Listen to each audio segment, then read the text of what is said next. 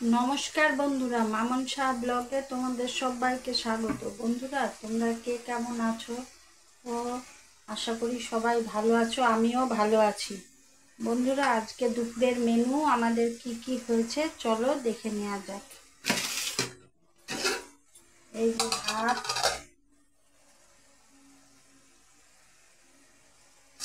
ভাত হয়েছে, আর হলো এই যে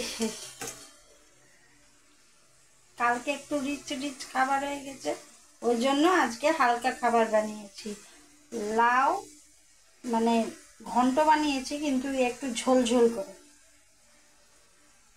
বুঝলা? লাউয়ের ঘন্ট একটু ঝোল টাইপের বানিয়েছি। আর এখানে হচ্ছে ছোলা দিয়ে কচুর শাক। কচুর শাকটা এখনো হয়নি, হচ্ছে। তা আজকে দুপুরের মেনু সিম্পল এইটুকুই, লাউয়ের ঘন্ট আর কচুর শাক আর ভাত, আর কিছু না।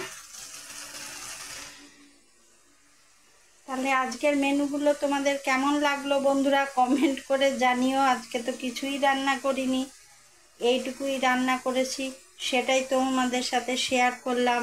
কারণ শেয়ার না করলে তো ভালো লাগে না, তাই।